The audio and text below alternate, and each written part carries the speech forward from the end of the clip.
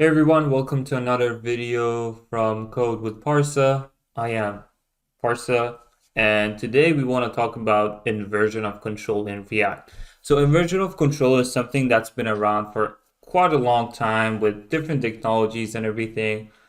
But today we want to explore its benefits when used with React. So here I made some components and stuff. Let me show you the outcome. So this is the 2000s looking page I made. We're supposed to have some blog posts here. We have like a header-ish right here, and then we have a sidebar with a bunch of links and also a profile section. And this is the part we're going to talk about, the profile section.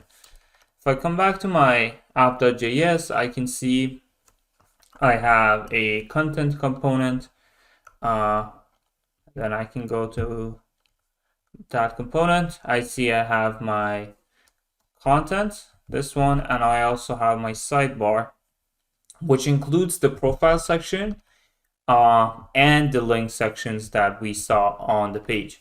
So if I want to pass down data from my app.js to my profile about this profile, this is how I got to do it. I got to pass it down to content component, and then content grabs it from the props and passes it down to profile. And then finally inside my profile component, we can see we're displaying the props.name, and also we're using props.onEdit to trigger this alert function that happens here. The profile is being edited.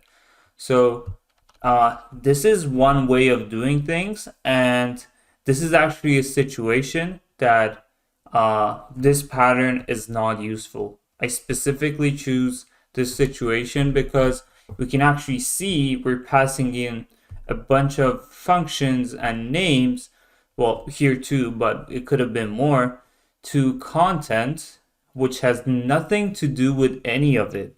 Content is not supposed to know about the profile name. It's not supposed to know about how to edit profile. It's just not relevant to content. But in order to get it to profile, we need to pass it through the content because, well, we're displaying the profile somewhere inside the content component. So this is the situation where we can use inversion of control in React usefully. We can remove content from all of these things because content doesn't need to know about them. It doesn't concern content. So let's see how we can do that. So instead of creating my profile here, I'm just going to pass in a ready to go component called profile or profile wrapper to my content, and content's just going to show that. It doesn't need to know what it is. It doesn't need to know how it's working, what's inside. Content will just show that component inside of it. It doesn't need to know about any of the specifics that are happening inside. So here's how I can do it. I'm going to go back to my app.js, and instead of, well, here's my profile info, right? Instead of passing in the profile info, I'm going to pass in the ready to go component. So let's create that ready to go component. I'm going to say const profile wrapper is a component that renders profile. Of course, I don't have my profile imported here, so I'm going to do that. Profile,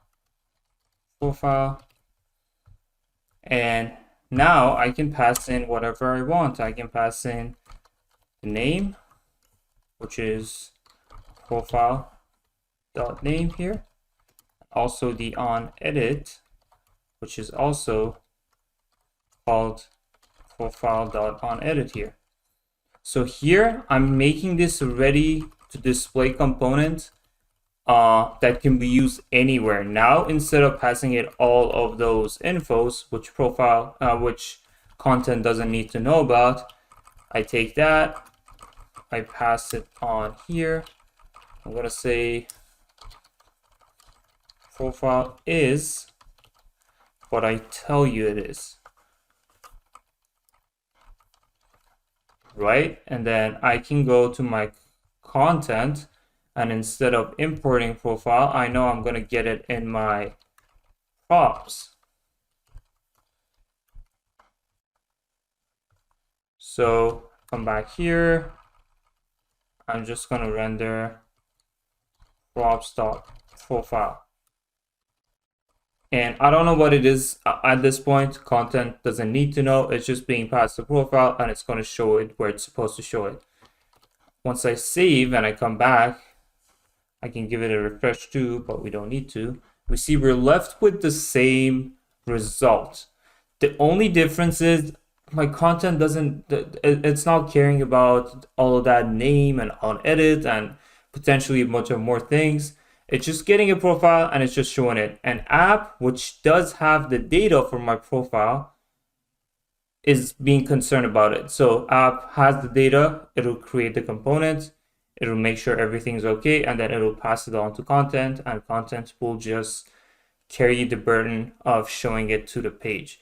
So this is called inversion of control. Obviously, you can do other things with inversion of control. This is just one way of using it in React.